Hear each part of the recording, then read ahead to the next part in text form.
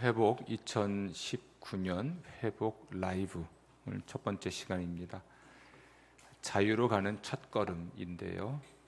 하나님은 이 8주 동안 우리의 인격을 다루실 것입니다. 인격이 회복되면 무엇이 회복되면? 인격이 회복되면 세상이 달라 보이죠. 인격이 회복되면 세상이 달라 보입니다. 하나님은 우리의 인격을 다루실 텐데 우리의 인격 속에 각인되어 있는 우리의 상처들 또는 우리의 습관들 그리고 심리적 장애들 이런 것들을 다루실 텐데요. 우리가 정직할 수만 있다면 겸손할 수만 있다면 이 8주 동안 우리의 인격이 새롭게 변하게 될 줄로 믿습니다. 회복 축제 라이브 주제 성구가 있는데요. 이사야서 57장 18절에서 19절입니다. 함께 읽어볼까요? 내가 그의 길을 보았은즉 그를 고쳐줄 것이라.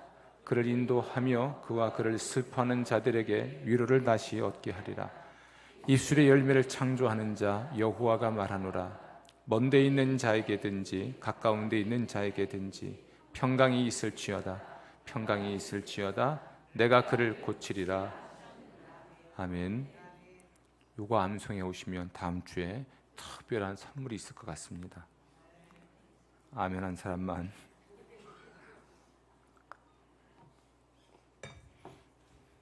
주제 성구는 중요합니다. 그러니까 회복 축제 전체를 아우르는 말씀이기 때문에 굉장히 중요한데 이것은 하나님의 위대한 약속이죠. 하나님은 우리의 인격에서 변화시키길 원하시는 또는 회복시키기 원하시는 것이 몇 가지 있는데 오늘 말씀을 토대로 보면 첫 번째로 우리 상처 입었을 때 하나님께서 내가 너를 치료하기 원한다 이렇게 말씀하십니다. 상처 입었을 때 뭐하기 원하세요? 치료하기 원한다. 아멘. 하나님의 약속이에요. 상처 입었을 때 내가 너를 치료하기 원한다. 아멘. 혼란에 빠졌을 때는요, 내가 너를 인도하기 원한다. 상처 입었을 때는 치료하기 원한다 말씀하시고 혼란에 빠졌을 때는 인도하기 원한다 말씀하십니다. 하나님의 마음이에요. 하나님 마음. 무력감을 느낄 때 아무것도 바꿀 수 없다는 그 무력감을 느낄 때 네가 변화되도록 내가 도와주겠다고 말씀하십니다. 그러니까 내가 변화시킬 수 없잖아요. 내가 변화시킬 수 없어서 나는 무력감을 느낍니다. 그럴 때 누가 변화시키시겠다고요? 내가 변화시켜 주겠다. 너는 할 수 없지만 내가 할 수 있고 너는 못하지만 내가 하겠다. 우리에게 변화가 원하는 것도 있잖아요. 그것이 인격일 수도 있고 삶일 수도 있습니다. 나는 변화시킬 수 없어서 고통스럽지만 하나님은 변화시키겠다고 말씀하시고 약속하십니다. 아무도 나의 문제 혹은 우리의 문제를 이해하지 못한다고 느낄 때 내가 너를 위로하기 원한다 말씀하십니다. 아무도 나를 이해하지 못한다고 생각하면요 굉장히 외로운 겁니다. 그럴 때 누가 우리를 위로하십니까? 하나님이 내가 너를 위로해 주겠다. 누가 나를 이해하겠습니까? 누구 하나라도 나를 좀 이해하면 좋겠는데 그러면 내가 좀 위로가 되겠는데 아무도 나를 하려고 하지 않고 이해할 수 없다고 생각될 때는 굉장히 외로운 거예요. 그럴 때 누가 위로하신다고요? 하나님이 위로하시겠다고 말씀하십니다. 우리가 불안하고 근심 걱정에 빠져 있으며 두려울 때는요 내가 너에게 평화를 주길 원한다. 오늘 이사야서 말씀은 적어도 몇 가지의 약속이 담겨 있습니다. 하나님의 약속이죠. 그런데 또 이 말씀 속에는 몇 가지 우리 인간의 문제가 드러납니다. 상처, 혼란 또는 무력감, 외로움, 불안, 근심, 걱정, 두려움 이런 것들은 우리의 문제들이죠. 우리가 사람이기 때문에 갖고 있는 문제들입니다. 그런데 이 문제들의 근본 원인은 우리 안에 있는 죄라고 성경은 말합니다. 우리 안에 있는 죄 때문에 이런 우리의 문제들이 생겨나는 것이죠. 바울의 말입니다. 내가 행하는 것을 내가 알지 못하노니 곧 내가 원하는 것은 행하지 아니하고 도리어 미워하는 것을 행함이라. 16절 다 같이 만일 내가 원하지 아니하는 그것을 행하면 이제는 그것을 행하는 자가 내가 아니요 내 속에 거하는 죄니라. 아멘. 이 내 속에 거하는 죄, 이걸 어려운 말로 원죄라고 하죠. 혹은 죄의 경향성이라고도 합니다. 아담의 후손이기 때문에 아담의 후예로서 갖게 된 부패한 본성, 우리 내면의 부패성을 말하는데, 이것 때문에 우리가 인격적 혹은 삶의 문제들을 갖게 되죠. 이것 때문에 이런 문제에 빠질 수가 있습니다. 내 안에 있는 죄 때문에 나는 나에게 유익하지 않은 것들을 하려고 하죠. 이게 파괴적인 것은 알겠어요. 그런데도 그것을 하고야 맙니다. 나에게 절대로 유익하지 아니한데도 나에게 해로운 것인 것을 알면서도 그것을 하지요. 여담인데요. 어제 후배 목사님이 아주 맛있는 선물을 저한테 줬습니다. 천안에서 가장 유명한 호두 과자에서 그 과자 만든 그 팥빵, 뭐 튀긴 소보로 뭐 이렇게 호두 과자 선물이 잔뜩 든 비싼 선물을 저한테 보내왔어요. 이걸 밤에 먹으면 안 돼요. 갈수록 배만 늘고 볼살은 빠지는데 뱃살만 나오니까. 근데 먹었으면 이 말을 안 하죠. 아니다, 안 먹었으면 이 말 안 하죠. 안 먹으면 안 먹어야 되는 줄 알면서 먹고야 맙니다. 내 몸에 해로운 걸 알면서도 먹고야 말죠. 달콤하니까. 그런데 그게 우리예요. 그러면 안 되는 줄 아는데 또 그렇게 해요. 또 그렇게 해야 하는데 그렇게 안 해요. 그게 우리라고요. 상처를 받았을 때 상처를 낫게 하는 게 아니라 잘못된 방식으로 반응을 합니다. 그래서 상처를 악화시켜요. 긁어부스러 만들기도 하고 상처를 더 깊게 만들기도 하죠. 사람들에게는 잘못된 방식으로 반응을 합니다. 물론 내가 상처가 있으니까 그렇겠습니다만, 그렇게 반응하면 안 되는데 어디서 뺨 맞고 와서 어디서 화풀이 해요? 좌우지간 충주에서 뺨 맞고 서울 가서 화풀이하면 됩니다. 뭐 그렇게 돼버리는 겁니다. 그래서 다른 사람들한테 반발도 사고 다른 사람들에게 상처를 줍니다. 상처를 내가 입어서 내가 화를 냈는데, 또는 이 상처의 문제를 해결하려고 했는데 잘못 해결을 해서 다른 사람에도 상처를 주기도 하죠.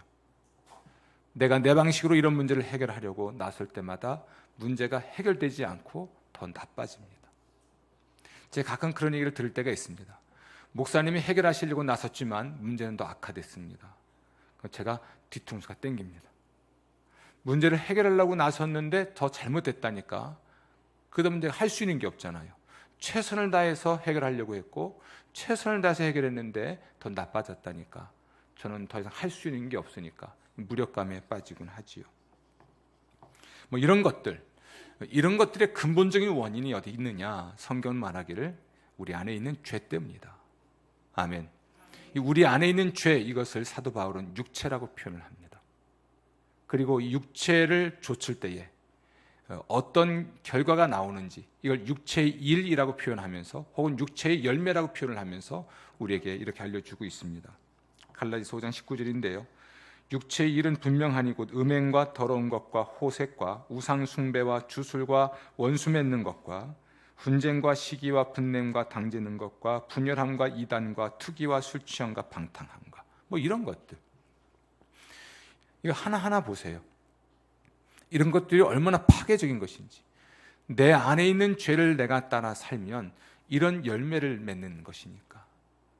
또 이러한 것들이 우리의 삶을 얼마나 파괴하고, 또 이러한 것들이 나에게 또 우리에게 얼마나 깊은 상처를 주는지, 이것으로 말미암아 내상을 입고 나면 우리는 회복할 수 없는 지경에 이르곤 하지요. 여러분, 모든 사람은 그 안에 죄를 가지고 있습니다.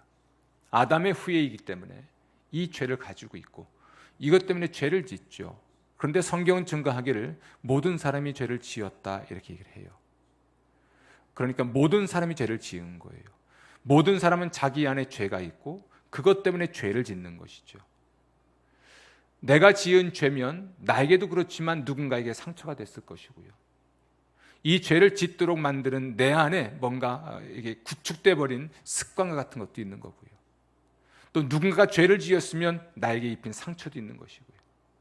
이렇게 사람은 자기 안에 있는 죄 때문에 죄를 짓고, 죄를 지음으로써 상처를 입히기도 하고 상처를 받기도 하고, 죄를 지을 수밖에 없도록 고착화된 내면의 습관과 같은 것들도 자리를 잡고 있는 거죠. 우리 이 문제를 해결해야 됩니다. 우리 안에 있는 죄의 문제, 이 문제를 해결하는 것이 우리는 성결의 은혜라고 하지만, 이것에 의해서 길들여져 있는 우리 안에 있는 습관의 문제, 그 습관 때문에 저지르고 있는 또는 입히거나 받고 있는 상처의 문제는 우리의 어떤 또 다른 헌신의 방식으로 해결돼야 하겠죠. 우리 모두는 이렇게 본다면 회복이 필요한 사람이죠. 자기 안에 죄가 없는 사람이 없고 죄를 짓지 않는 사람이 없다면 적어도 상처를 안 입는 사람도 없고 상처를 입히지 않는 사람도 없습니다. 우리는 어쩌면 고슴도치인지도 몰라요. 서로 찌르고 서로 아파하고.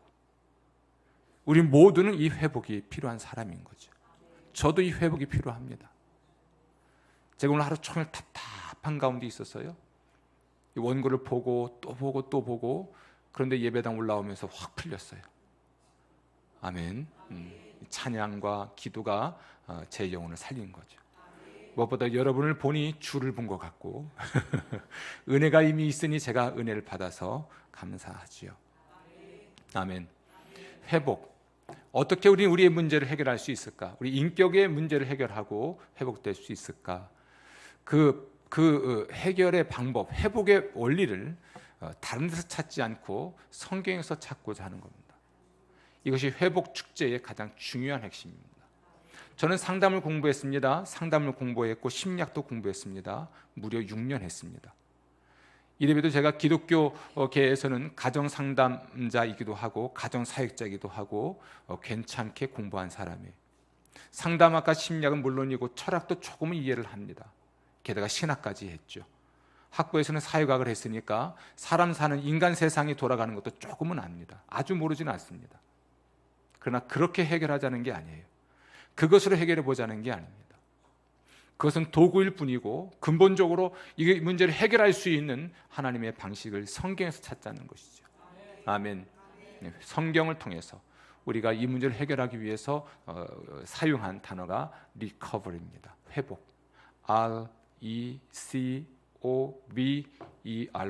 이 8가지 영어로 만들어진 단어를 가지고 우리가 8주 동안 또는 8번에 걸쳐서 우리의 인격의 문제를 해결하고자 합니다.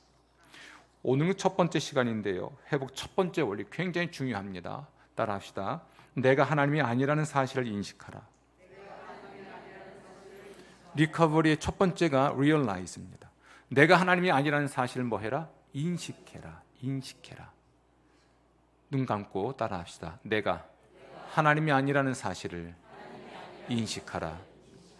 따라합시다. 나는 하나님이 아니다.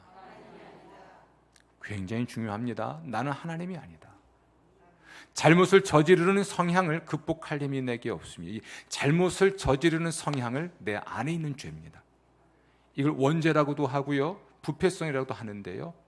잘못을 저지르는 성향을 극복할 힘이 내게 없다. 내가 하나님이라면 극복할 수 있겠지만 중요한 전제, 회복 라이브의 가장 첫 번째 원리이자 굉장히 중요한 전제는 내가 하나님이 아니다. 아멘. 이걸 인식하는 게 중요합니다. 인식하지 못하니까 내가 하나님처럼 사는 것이지요. 내가 하나님처럼 산다는 것을 성경이 이야기하기를 내 안에 있는 육체의 소욕을 따라 사는 삶이라고 말을 하는 거예요. 내 안에 있는 죄를 따라 사는 삶, 내가 주인 돼서 사는 삶, 내가 하나님으로 사는 삶. 그래서 그 열매는 아까 살펴봤듯이 어마무시한 악이 발생하는 것입니다. 상처 입기도 하고 상처 입히기도 하고, 세상은 부주의하게 되고 훨씬 더 불안전해지고, 불안전한 세상을 살아가는 불안전한 인생이라서 훨씬 더 많은 문제를 안고 살지요. 또 내 삶을 스스로 통제할 수 없다는 것을 인정해야 된다. 내가 하나님이 아니니까 내 삶을 내가 스스로 통제할 수 없는 거죠. 이 첫 번째 명제를 외워놓으셔야 됩니다. 아멘. 이걸 다 외워가지고 오면 다음 주에 선물이 있을지도 모릅니다. 아까 두 사람 하더니 지금 한 사람 합니다. 신빙성이 없어 보이죠? 혹시 알아요? 제가 먹던 호두 과자 드릴지. 아멘. 외우십시오.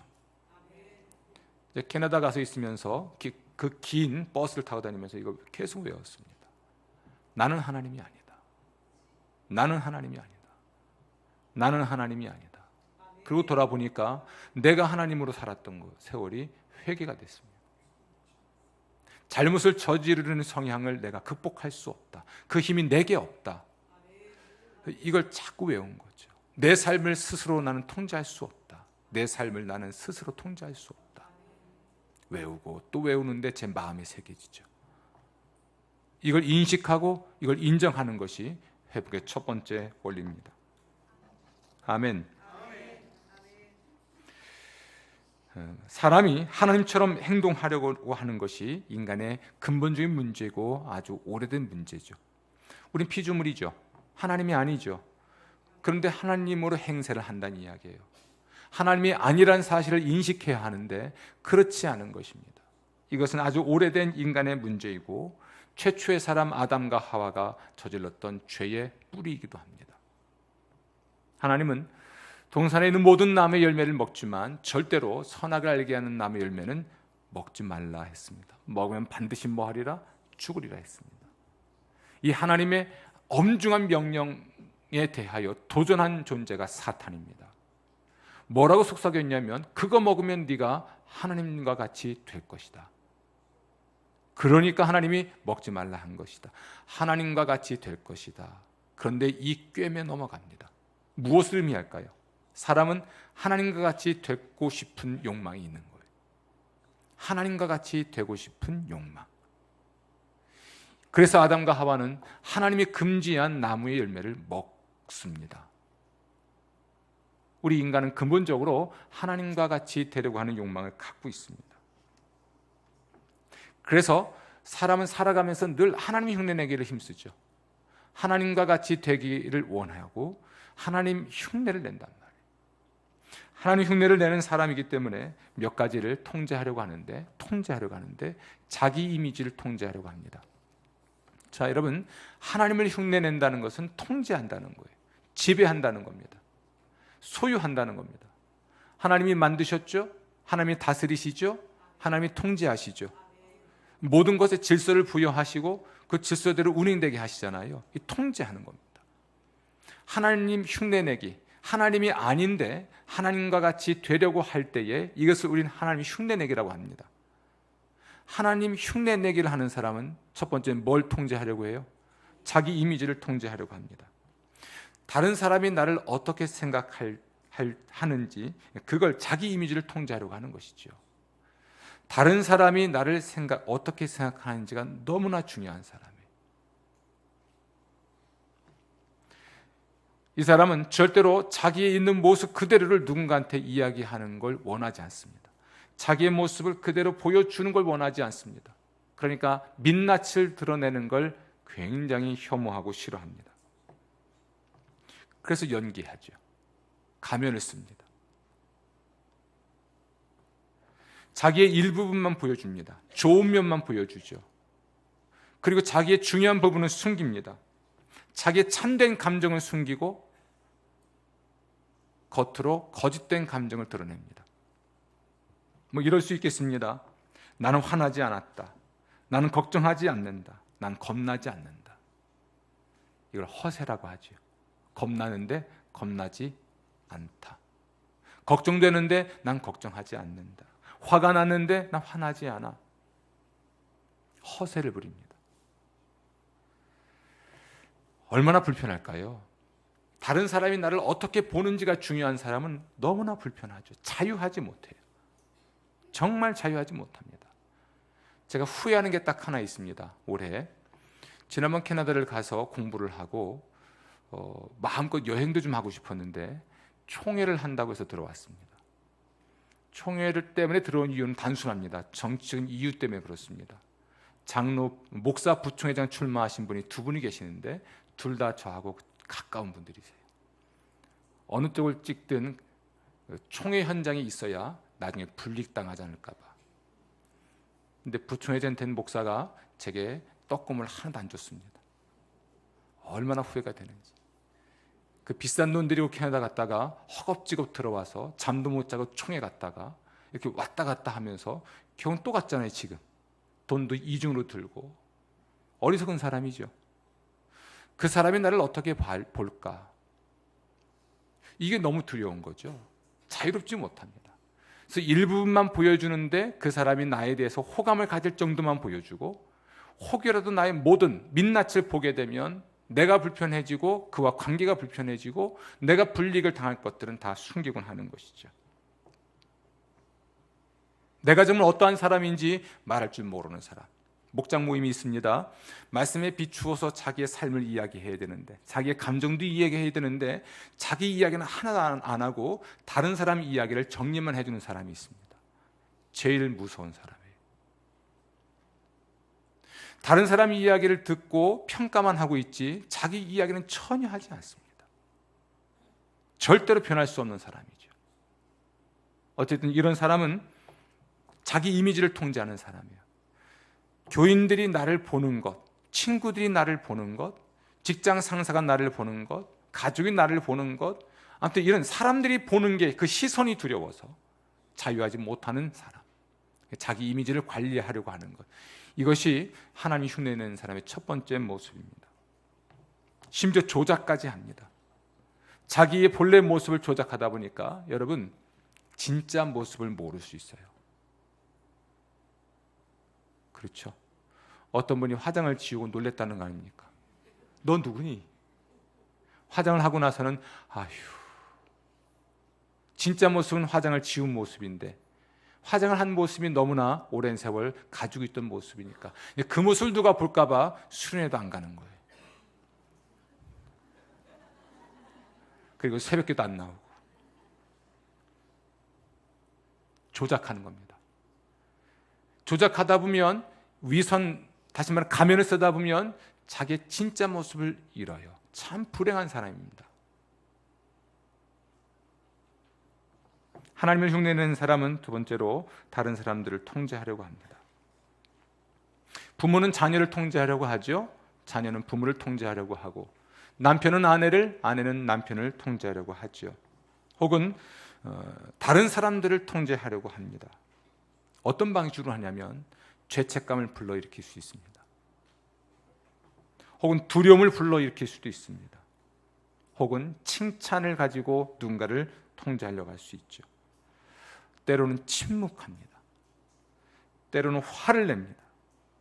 어떤 방식으로든 상대방을 통제하려고 하죠. 통제의 목적은 지배하는 데 있습니다. 내가 원하는 방향으로 그를 데려오기 위해서, 내가 원하는 방향으로 상황을 바꾸기 위해서 누군가를 통제하려고 하죠.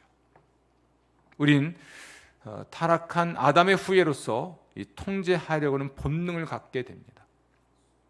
범죄하고 타락한 아담과 하와에게 내려진 형벌 중에 하나가, 특히 여자에게 내려진 형벌 중에 하나가 남편이 너를 다스리고 할 것이다 하는 것입니다. 이 말은 아내가 남편을 조종하려고 한다는 뜻입니다. 이게 역전된 관계인 것이죠. 조종하려고 하는 것, 통제하고 지배함으로써 자기 목적을 이루기 위한 것이죠. 이런 사람들은 사람들을 이용해서 자기의 성공을 꿈꾸곤 합니다. 하나님 흉내내는 사람 세 번째, 자신의 문제를 통제하려고 하죠. 자기의 문제를 통제하는 사람, 이런 겁니다. 괜찮아, 내가 가뿐히 해결할 수 있어. 너무 쉽게 생각하는 거죠. 난 괜찮아, 그건 별거 아니지. 난 아무렇지도 않아. 자기 문제를 통제하려고 하는 사람은 이런 생각을 합니다. 난 아무의 도움도 필요가 없어. 내가 해결할 수 있어. 상담? 필요가 없어. 내 스스로 해결할 수가 있어. 나는 언제든지 이 악습을 중단할 수 있어. 술 끊을 수 있고, 담배 끊을 수 있고, 포르노 끊을 수 있고, 뭐든지 내가 끊을 수 있어. 언제든 끊으려면 끊을 수 있는 거야. 그런 생각을 하죠. 우리 큰 놈이 살이 좀 많이 빠졌어요. 이놈이 되게 교만한 놈입니다. 살찐다고 제가 한 소리 했더니 아빠 나는 언제든지 뺄 수 있어. 진짜 빼더라고요. 저는 안 빠지는데 언제든지 뺄 수 있어. 조금 더 나이 들어봐라 이놈아. 지금 20대니까 그랬고 30대니까 그렇지 아빠 나이 돼보면 쉽지 않다. 너무 자만하지 마라. 지금도 그럽니다. 언제든지 뺄 수 있다고 이제 하염없이 살이 빠지고 있는 것 같아요. 살 빠지니까 보긴 좋은데 이제 걱정이 됩니다. 악습 끊을 수 없으니까 문제죠. 그렇죠? 마음의 습관 이거 여러분 통제 안 됩니다. 마음도 습관이 있어요. 이거 못 끊습니다. 끊어야 되는데 제가 목이 안 좋은데 커피를 못 끊잖아요. 뭐해서? 중독돼서. 아무튼 한 잔의 커피는 마셔야 돼요. 안 마시면 또 이게 하루가 편안하지가 않습니다. 커피 하나는 못 끊잖아요. 돌아가신 어머니가 제가 그렇게 합니다. 야 동명아 내가 술은 끊겠다. 담배는 못 끊겠다. 아니 어머니가 담배를 피우셨나? 담배 피우셨습니다. 왜 피우셨는지 과거를 이야기합니다. 시부모를 모시고 살면서 시아버지 담배불 붙여주기를 했답니다. 이해가 안 되던데 그런 세월이 있었습니까? 그것도 담배를 피웠대요? 아 그래요? 담배를 못 끊겠다. 안 끊어지시나 봐요. 술은 끊어도 담배를 못 끊는다. 제일 독한 사람이 담배 끊는 사람이라면서요. 근데 술 끊는 것도 어렵고요. 끊는 사람이 있어요. 쉽게 끊는 사람이 있는데 이건 은혜죠. 끊어지지 않습니다, 여러분. 끊을 수 있다고 생각하면 실패합니다. 자기의 문제를 통제하려고 하는 사람, 하나님 흉내내는 사람은 자기의 문제를 해결할 수 있다는 자만심이 있습니다. 그러나 결국 해결하지 못하지요. 하나님 흉내내는 사람은 자신의 고통을 통제하려고 합니다. 고통을 통제한다는 게 뭘까요? 자기가 지금 고통스럽다는 것을 인정하려고 하지 않습니다. 혹은 그 고통을 좀 지연시키려고 애를 쓰는 거죠. 방법은 다양합니다. 음식을 먹을 수도 있고 먹지 않을 수도 있고요. 술에 취하거나 담배를 피울 수도 있고요. 마약을 함으로써 고통을 지연시킬 수도 있습니다. 관계를 시작할 수도 있고 관계를 끊을 수도 있고 이런 방식으로 자신의 고통을 지연시키려고 하죠. 이 관계야말로 또는 이 사람이야말로 내 존재의 중요성을 느끼게 해주겠다고 생각돼서 새로운 관계를 시작했다가 다시 그 관계를 깨트린 경우도 있습니다. 사람들은 자신의 고통을 통제하고 또는 지연시키려고 하는 습성이 있습니다. 그걸 인정하고 받아들이고 또 그 문제에 대해서 진지하게 생각하기보다는 다른 방식으로 이 문제를 다루려고 하는 것이죠. 어떤 경우는 자신의 고통의 문제 때문에 다른 사람에게 화를 내고 또는 다른 사람에게 비판적으로 대하고 다른 사람을 함부로 대하곤 하지요. 그런 방식으로 자신의 고통을 숨길 수도 있습니다. 저는 이런 엮이는 가정들을 많이 봅니다. 자신의 고통의 문제를 다른 방식으로 풀어내는 것이죠. 때로는 우울해하기도 하고요. 어쨌든 우리 수없이 많은 방식으로 자신의 고통을 지배하고 고통을 지연시키려고 하지만 그럴 수 없다는 것도 알게 되죠. 그럴 때마다 우리가 하나님의 음성에 귀를 기울여야 합니다. 너는 하나님이 아니다. 너의 이미지를 통제하려고도 하지 말고 다른 사람들을 통제하려고도 하지 말고 너의 문제를 그리고 너의 고통의 문제를 통제하려고 하지 마라. 넌 할 수 있는 게 아니다. 이건 굉장히 어려운 이야기입니다. 사실 우리 시대의 이 철학이 나는 모든 걸 할 수 있다고 이야기하는 시대이기 때문에 이런 이야기는 우리에게 어울리지 않죠. 내가 할 수 없다는 이야기가 매력적이지 않습니다. 여기 계신 여러분, 제가 몇 가지 말씀드렸습니다만 이게 여러분에게 가능한 일이라면 여러분 여기 계시지 않죠. 가능하지 않습니다. 하나님 흉내를 내는 사람은 몇 가지 심리적인 어려움을 겪는데요. 첫 번째가 두려움입니다. 내가 모든 것을 통제하려고 할 때 우리는 두려워집니다. 범죄한 이후에 하나님이 아담을 찾죠. 그때 이 아담이 내가 벗었으므로 두려워하여 숨었다 이렇게 말합니다. 숨은 이유는 무엇입니까? 두려워서 숨은 겁니다. 상대방이 내가 누구인지를 정확하게 알게 되면, 내 정체가 다 드러나면 어떤 나쁜 결과가 올 것을 예상하고 그것을 두려워하는 거죠. 자기 이미지를 통제하려고 할 때, 특히 자기 이미지를 통제하려고 할 때, 이런 사람이 두려움을 겪게 될 것입니다. 남에게 보이는 내가 가짜고 실제 참된 나는 여기 있으니까 이게 드러날까 봐 두려운 것이죠.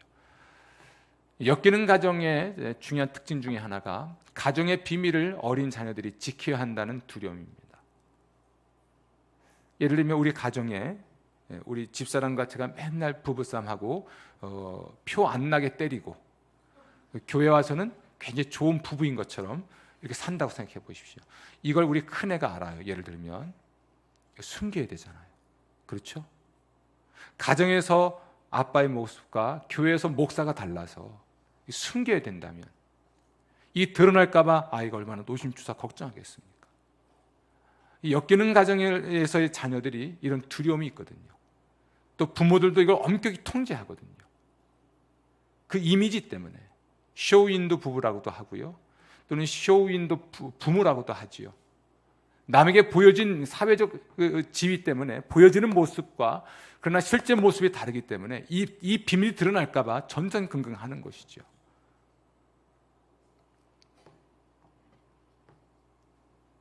그래서 언제나 허상을 만듭니다. 진짜 모습이 아닌 가짜 모습을 만들어 놓고 행여 누군가가 나의 진짜 모습을 알고 나를 떠나갈까 봐 두려워하죠.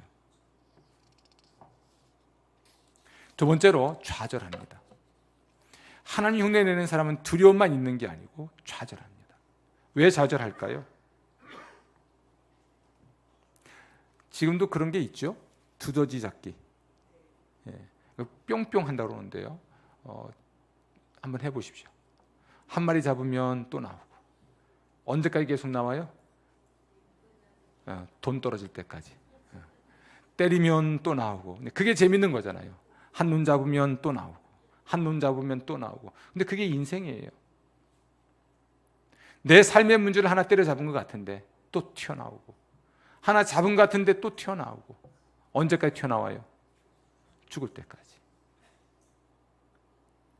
그런데 이 모든 문제를 내가 통제하려고 하면 이게 가능해요? 아니잖아요. 그러니까 좌절하는 겁니다. 할 수 없는 일을 할 수 있다고 생각하고 있으니까. 자기 고통의 문제이든 또는 삶의 문제이든 자기가 통제하려고 하는데 이 문제는 끊임없이 반복되고 계속되니까 좌절할 수밖에 없지요. 내가 마치 하나님이라도 된 것처럼 내게 능력이 있다고 다 해결할 수 있다고 나서지만 아무것도 해결하지 못한 채 집으로 돌아왔을 때 그 좌절감이 얼마나 크겠습니까? 사도 바울도 이 고백을 합니다. 그러나 내가 한 법을 깨달았노니 곧 선을 행하기 원하는 나에게 악이 함께 있는 것이로다. 내 속사람으로는 하나님의 법을 즐거워하되 내 지체 속에서 한 다른 법이 내 마음의 법과 싸워 내 지체 속에 있는 죄의 법으로 나를 사로잡는 것을 보는도다. 그래서 그는 고백하기를 오호라 나는 곤고한 자로다. 곤고하다는 거죠.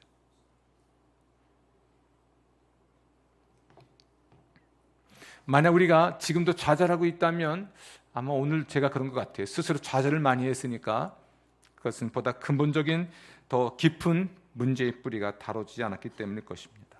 내가 하나님이 아니라는 사실을 자꾸만 모르고 그 모든 문제를 내가 통제하려고만 했으니까 그건 안 되니까 좌절하는 것이죠. 일은 해결이 되는 것 같은데 사람은 해결이 안 되더라고요. 그렇죠. 일은 일정 맞춰서 탁탁탁탁 하면 해결되는 것 같아요. 근데 사람은요, 해결이 안 돼요. 참 사람 해결 안 됩니다.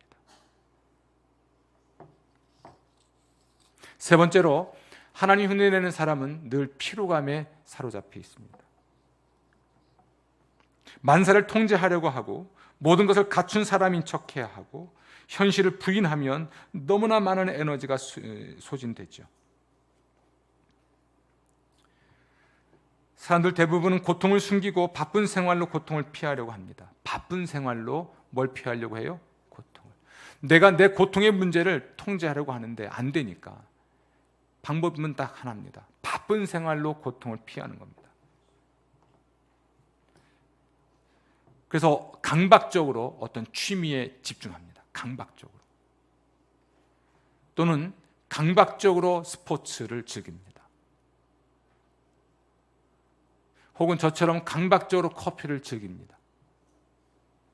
사실 제가 커피를 배운 것은요, 참 부끄럽게도 마음에 힘든 걸 좀 이겨보기 위해서 배운 것 같아요. 물론 교회가 카페도 해야만 했지만 그 즈음에 마음이 힘든 걸 극복하려고 커피를 배운 것 같아요. 재밌게 했습니다. 제가 커피 시험 보는 날 우리 둘째랑 같이 시험 봤습니다.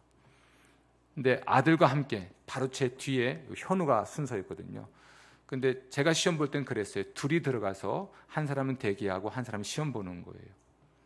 교회에서는 아버지가 대장인 줄 알았는데 거기서는 아버지가 시험 보고 있잖아요. 그럼 테크니컬 심판이 옆에 붙어 있습니다. 이 두 사람인가 세 사람이 보는 건데, 그럼 제가 열심히 해가지고 뭐 에스프레소를 빼고 뭘 만들어가지고 갖다 놓으면 이제 커핑하고 막 시험 보는 거잖아요. 이렇게 둘째 그럽니다. 아빠도 떨대. 저도 떨었습니다. 아마 그래서 제가 커피를 배운 것 같아요.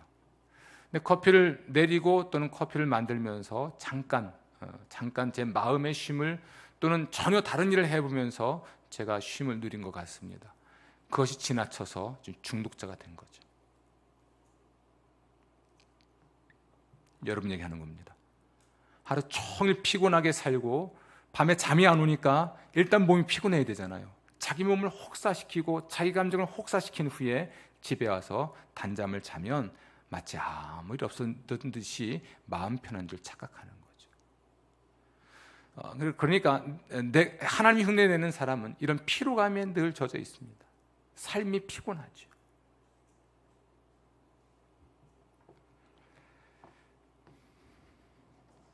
내가 늘 지쳐 있다면, 늘 피곤한 상태라면 나는 어떤 고통으로부터 달아나고 있는가를 생각해 봐야 돼요. 내가 지금 어떤 고통으로부터 달아나고 있는가? 어떤 문제에 직면하지 않으려고 이렇게 죽도록 일하고 늘 피곤한 것일까? 한번 생각해 봐야 돼요. 자신을 너무나 학대하는 거죠. 학대라고 생각하지 않는데요. 굉장한 학대입니다. 마지막으로 하나님이 데려가는 사람은 실패를 늘 하고 이 실패감에 사로잡혀서 효용감, 자기가 효용성이 있는 존재라는 것을 생각하지 못합니다. 시편 32편 4절에서 5절인데요. 주의 손이 주야로 나를 누르시오니 내 진액이 빠져서 여름 가뭄에 마름같이 되었나이다.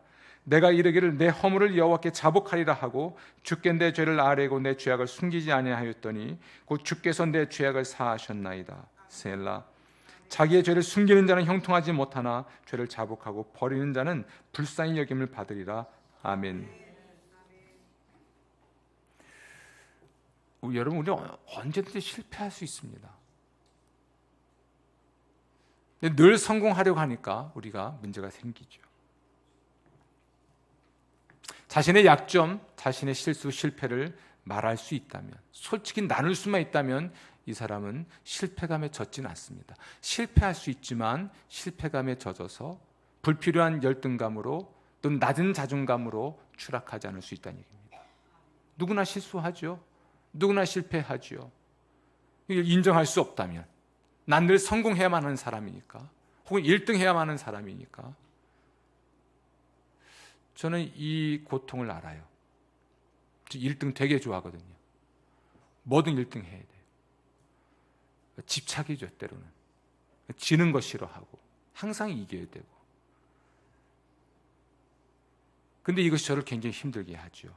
실수할 수 있고요, 실패할 수 있고요, 2등 할 수 있어요, 3등도 할 수 있고요. 그렇겠죠.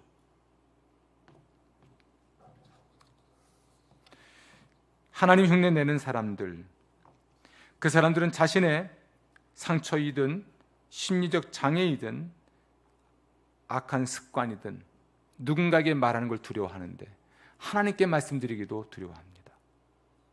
하나님이 알고 계시는데 하나님께도 드러내기를 싫어하는 것이죠.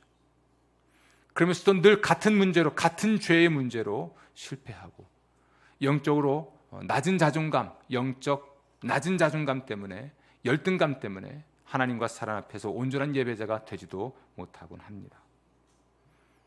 모든 걸 다 갖춘 사람은 아무도 없습니다. 모든 걸 다 잘하는 사람도 없습니다. 제가 다른 사람보다 잘하는 건 없어도 제가 잘하는 건 있어요. 이해되시죠? 다른 사람보다 다 잘할 수는 없어요. 내가 다른 사람보다 뛰어나진 않아도 적어도 내가 잘하는 것은 한두 가지 있단 말이에요.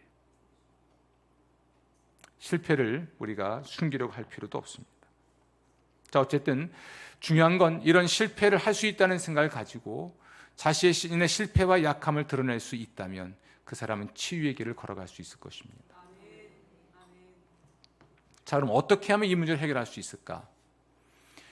여러분, 우리가 하나님 흉내 내는 사람은 몇 가지를 통제하려고 한다고 했죠. 그렇죠? 그리고 그 결과는 이 네 가지의 심리적 또는 관계적인 문제가 있다고 그랬습니다. 이 문제 해결해야 되잖아요. 이 문제를 어떻게 해결할 수 있을까? 이 회복의 첫걸음은요, 자신의 무력함을 인정하는 겁니다. 의외로 자신의 무력함을 인정하는 건데 그래야 힘을 얻을 수 있습니다. 우리가 하나님이 아니란 사실을 인정하는 삶의 세 가지 중요한 사실을 인식할 필요가 있는데 따라합시다. 나는 과거를 바꿀 능력이 없다. 여기서 여러분 과거 바꿀 수 있는 분 없어요. 어떻게 우리의 과거를 바꿉니까? 바꿀 수 없습니다. 과거의 상처가 여전히 아프고 기억나지만 아무리 원망해도 과거를 변화시킬 수는 없습니다. 이거 인정해야 돼요. 따라합시다. 나는 내 과거를 바꿀 수 없다. 바꿀 수 없어요. 어떻게 바꿉니까? 그런데 여러분, 과거가 나를 만들었잖아요.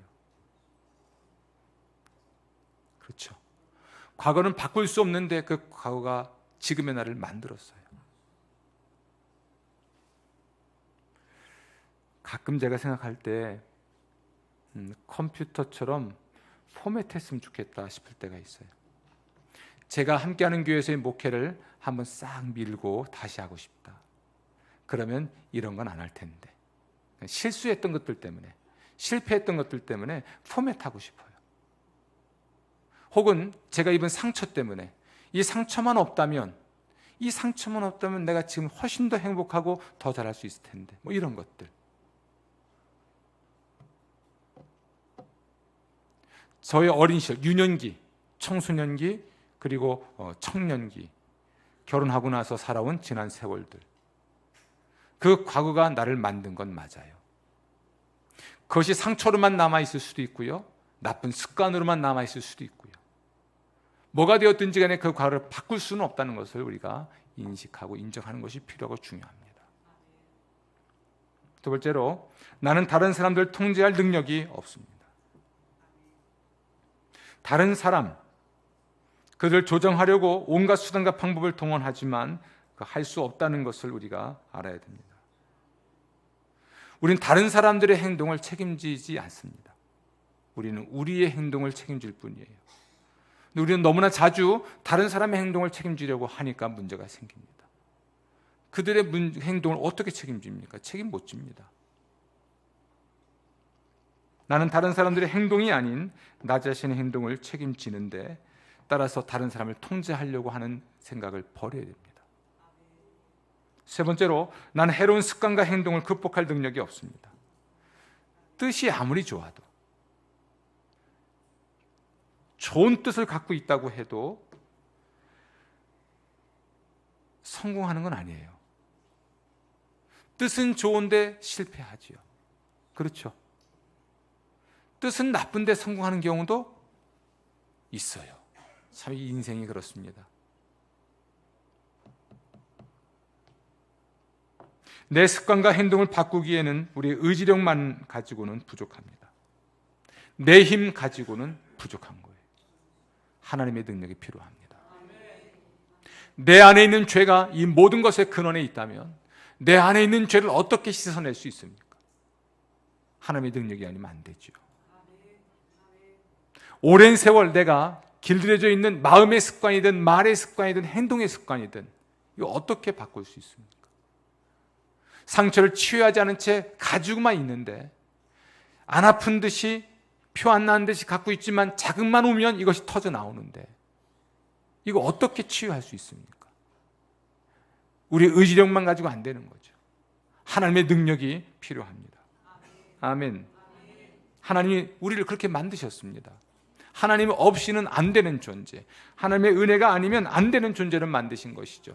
그래서 예수님 말씀하시기를 심령이 가난한 자가 복이 있는 거예요. 가난한 심령을 가지고 하나님께 은혜를 구하는 사람을 하나님은 치유하시고 회복시켜 주십니다. 야고보서 4장 6절입니다. 하나님이 교만한 자를 물리치시고 겸손한 자에게 은혜를 주신다 하였느니라. 아멘. 교만한 자는 물리치시지만 겸손한 자에게 은혜를 주십니다. 이 은혜라고 하는 것은 우리를 변화시키시는 하나님의 선한 능력입니다. 이 하나님의 선한 능력이 우리를 변화시키죠. 우리의 마음의 상처 치유하시고요, 우리의 악습 끊어내시고요. 아멘. 우리의 모든 신경증적 질병까지도 하나님이 치유하십니다. 아멘.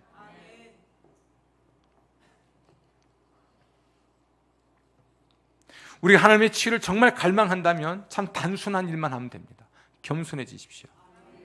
하나님, 저는 하나님이 아닙니다. 저는 그냥 사람입니다. 이걸 인식하고 인정하고 고백하는 거죠. 하나님, 제가 잘못을 저지르려는 성향을 극복할 힘이 없습니다. 하나님, 도와주십시오. 하나님, 제가 제 삶을 스스로 통제할 수가 없습니다. 하나님, 도와주십시오. 이게 하나님의 회복을 위한 첫걸음이에요. 이게 돼야 이 첫걸음이 떼어져야 우리는 다른 하나님의 치유의 행동을 받아들이게 됩니다. 아멘. 그런데 여러분, 우리만 모르지 다른 사람을 알고 있어요. 무엇을요? 내가 하나님이 아니라는 것을. 여러분, 제가 하나님이 아닌 거 아시죠? 나만 몰라.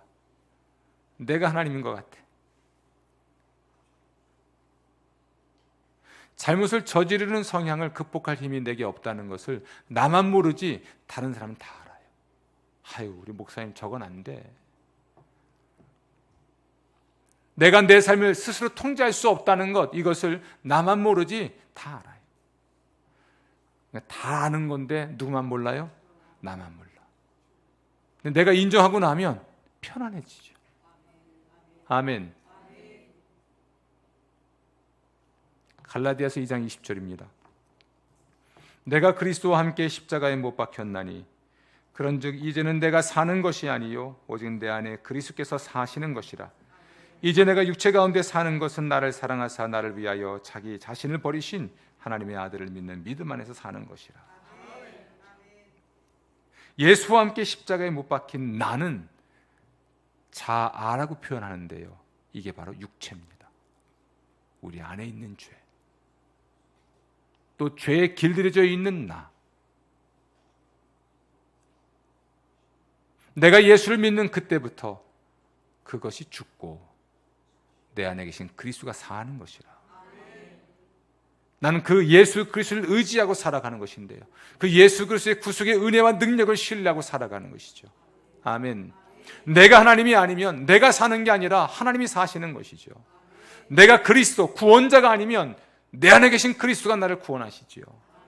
하나님 노릇을 내가 중단하고 하나님 흉내내는 걸 중단하고 하나님이 다스리시고 하나님이 구원하시도록 하면 하나님이 하시죠. 아멘. 여러분 스스로에게 질문해 봐야 돼요. 내 문제가 무엇인가? 내 문제가 무엇인가? 8번의 설교가 진행되겠습니다만 내 문제가 무엇인가를 한번 먼저 생각하시고, 이것이 나에게 문제인 것은 그동안 이 문제를 해결하려고 노력해왔지만 해결하지 못했다는 것을 또 받아들여야 되고요, 내가 하나님이기를 포기하고 하나님이 나를 다스리게 하고 내가 그리스도 곧 구원자이기를 포기하고 그리스도 예수께서 나를 구원하시게 하고. 아멘. 그리할 때 주께서 우리를 회복하시는 일들이 시작될 줄로 믿습니다. 한번 따라합시다. 하나님, 전 하나님이 아닙니다. 잘못을 저지르는 성향을 극복할 힘이 제게는 없으며 제 삶을 스스로 통제할 수 없습니다. 아멘. 여러분에게 회복의 은혜가 임하기를 기원합니다. 기도하겠습니다.